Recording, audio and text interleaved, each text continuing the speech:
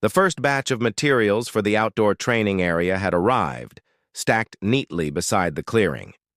I stood at the edge of it all, the weight of everything I'd lost starting to feel lighter. This land was no longer just a battleground. Between me and Vanessa, it was becoming something bigger, something real. Marcus walked up beside me, nodding toward the supplies. "Phase 2, he said with a grin. I nodded, eyes fixed on the path that would soon become a place of strength, healing, and brotherhood. This was where men would come to reclaim parts of themselves the world told them to bury. And no matter what Vanessa thought she'd won, this right here, was mine. She couldn't touch it, couldn't twist it, couldn't own it. The retreat was rising from the dirt like a promise. And for the first time in a long time, I believed in something again. I arrived that afternoon and walked over to Adam, who was flipping through the blueprints. "What's next?" I asked. "We're clearing the area for the fire pit and open-air sessions," he said, tapping the plans. "After that, we start on the cabins for overnight stays." "Cabins?" I raised an eyebrow. "Not just one anymore?" Adam grinned. "Plural. I love it." I smirked. "So do I." "You know," Adam added, glancing around at the buzzing construction site. "When you first called me about this, I figured it was just another post-divorce crisis project. But now," he let the moment sit, "now I think you might actually be on to something." That night, I sat on the porch of my cabin, the one Vanessa thought she still had power over, the one she believed she could still invade. A few feet away, a new wooden sign leaned against the deck railing, waiting to be installed. I traced my fingers over the carved letters, "Rising from the ashes." That's what this was about. Not just surviving, but rebuilding. My phone buzzed. "Vanessa, we're heading up tomorrow morning. Hope you've cleaned the place up for us." I exhaled a slow laugh. "The place up, huh? Oh, Vanessa, you have no idea. See you soon." I set the phone down, leaned back, and looked up at the stars. Tomorrow was going to be fun. Morning came fast. I was up before sunrise, sipping coffee on the new deck, listening to the hum of work and saws. The retreat was alive. And today Vanessa would see it for the first time. The timing was perfect. The main hall's exterior was nearly finished. The walking trails were cleared. The fire pit was set. Cabins were marked out. New signs stood tall. This wasn't about revenge anymore. This was transformation. I set my mug down and stretched just as I heard tires crunching on gravel. Showtime. Vanessa's shiny white SUV rolled up beside the cabin. Ryan was driving, of course. She sat in the passenger seat, sunglasses on, like she was about to step into her private summer estate. In the back, Lila, her stepdaughter, the one I barely knew but somehow had to share space with. Vanessa stepped out, arms raised, sighing dramatically. "Ah, feels so good to be back," she said, as if the place had ever meant anything to her. I leaned against the railing, watching. She didn't notice the changes at first, but Ryan did. He stepped out, squinting, hands on hips, taking in the new wooden sign that now stood at the entrance, the Phoenix Retreat. His mouth tightened. "Babe." That's when she finally saw it. And for the first time since the divorce, I saw something on Vanessa's face I hadn't seen before. Confusion. What is this?" she asked, pulling off her sunglasses, scanning the land. I didn't answer. I let her see. The trails, the cleared land, the workers, the banners, the vision taking shape. Finally, she turned to me. "Daniel?" I raised an eyebrow. "Vanessa." She waved her arms. "What the hell is going on?" I smiled slowly. "What do you mean?" she scoffed. "What do I mean? What is all this?" She gestured at the construction crews, the signposts, the fire pit. "I thought you were just moping around here, sulking after the court ruling." I chuckled. "Moping? Oh no, Vanessa. I've been busy. Her lips pressed into a line. Doing what exactly? I stepped off the porch. Building. I let it hang for a moment, then, this isn't just a cabin anymore.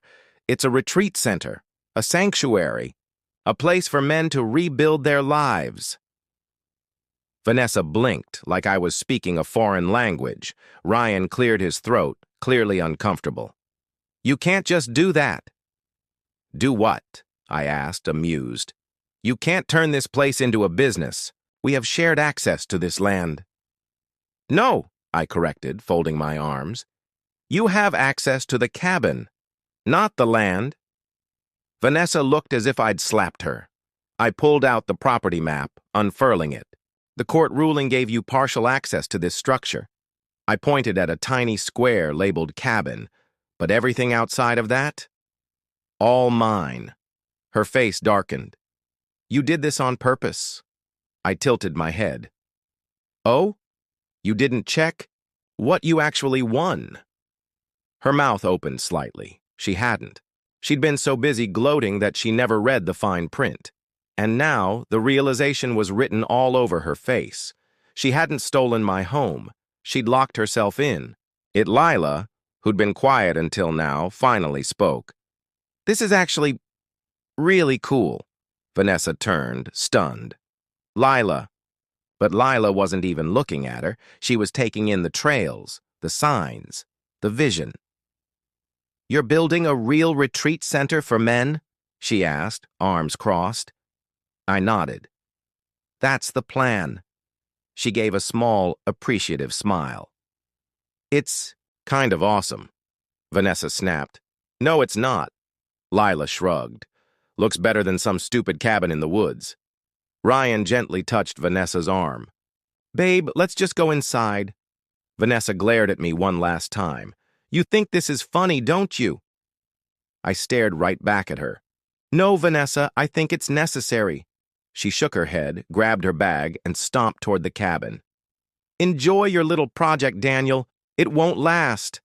I smirked as she slammed the door behind her. Oh, don't worry. I intend to. Ryan hesitated a moment longer, then followed her in. But Lila? She stood there looking around and smiled. I think this place might be something. Then nodded. Yeah, kind of. I like the idea of building something, you know? Not just working for someone else my whole life. I smiled, something genuine forming behind it. That's exactly how this started. Lila kicked at another stone, considering that. You should do social media too. Instagram, maybe YouTube. Most of the retreats we studied had big online followings. It helps people trust the brand. Smart, I said. You think people would follow this? She looked around at the crews, the raw timber, the sense of something rising from scratch. If you tell the story right? Yeah, especially if it's real. I gave a small laugh. You might be better at this than I am. She rolled her eyes, but I caught the way her shoulders relaxed a little. Well, someone's got to make sure this place doesn't just turn into a glorified treehouse. Deal, I said, offering a mock serious handshake. She stared at it for a second, then shook my hand. You're still weird, she muttered. I grinned. That's probably true. And just like that, something shifted, not just in the air between us, but in the soil of this place. It wasn't just a retreat anymore. It was starting to become a future. I'm thinking of going into design, Lila said quietly. Maybe even start my own branding company. I raised an eyebrow. Why? She sighed. Ryan thinks I should go into law. Says it's more stable. I noticed the way her shoulders tensed. I knew that weight. Expectations you never ask for but feel forced to carry. I nodded slowly. That's a solid career. But it doesn't sound like something you actually want. Her jaw tightened. It's not. I stopped walking and turned to face her. Then don't do it. She blinked. What? I gestured around us. The cabins, the trees, the retreat being built piece by piece. This place? It wasn't part of the plan either. I was supposed to keep a steady job, stay married, live the perfect life. But that fell apart. So I stopped chasing expectations. That weren't mine. She stared at me, then let a small smirk slip. You're kinda cool, you know that?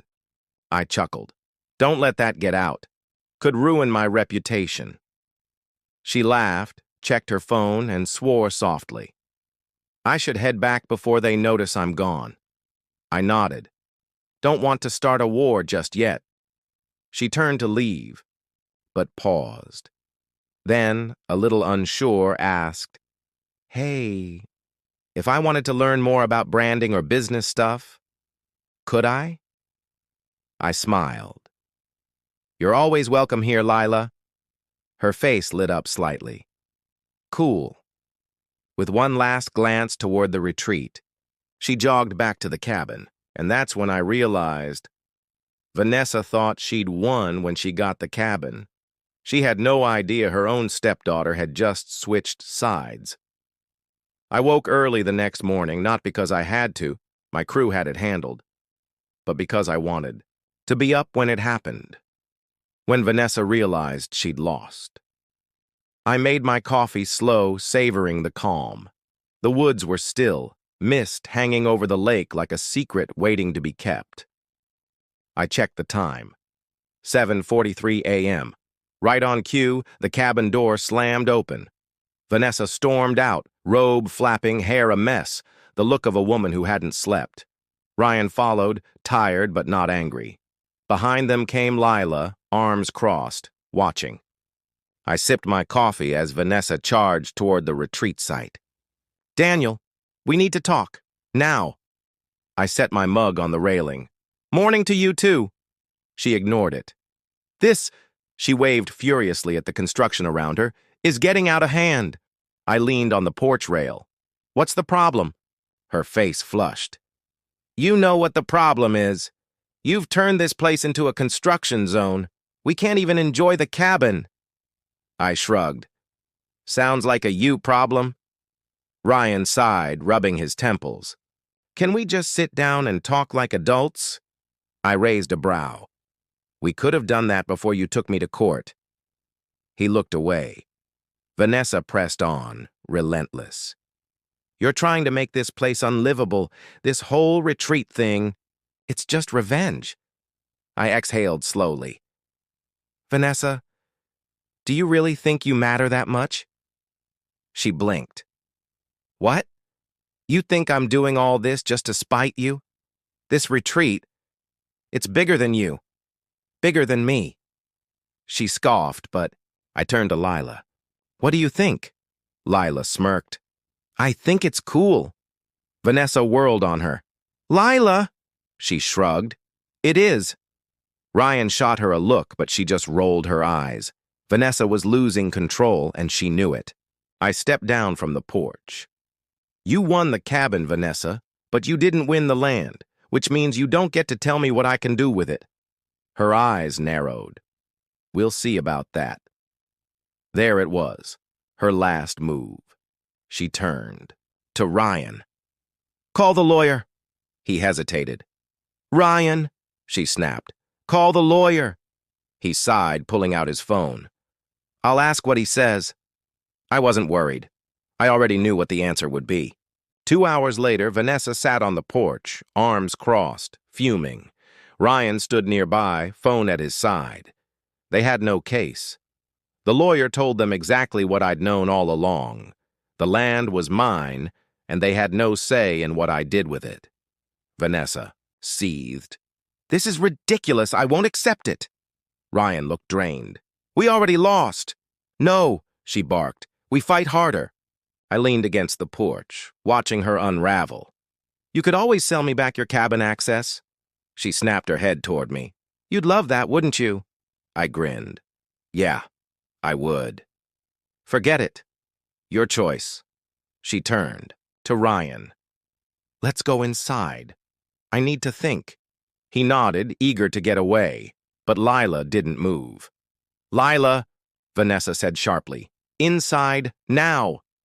Lila stood firm, then something shifted. For the first time, she saw her stepmother clearly. Not as a guardian, but as a control freak desperate to win. I want to stay, Lila said. Vanessa froze.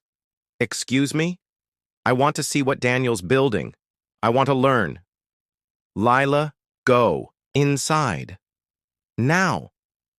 Lila shook her head. No. Ryan stepped in. Let it go. But Vanessa couldn't. Her voice rose, brittle and furious. I am your mother. You will do as I say. Lila laughed. Actually laughed. And in that moment, I knew Vanessa had lost more than the argument. No, Mom, Lila said. I'm going to see the retreat. She walked toward me without another glance. Vanessa stood trembling, fists clenched. She opened her mouth. One more. Threat. One last power play. But Ryan cut her off. Vanessa, let it go. And for the first time, she had no choice. She stormed back inside, slamming the door hard enough to rattle the windows. Ryan followed, muttering, Good luck. I turned to Lila. You sure about this? She smiled. Yeah, I want to be a part of this. Vanessa didn't just lose control of the land. She lost the one thing she thought she held most tightly, her daughter. And the best part? She did it to herself.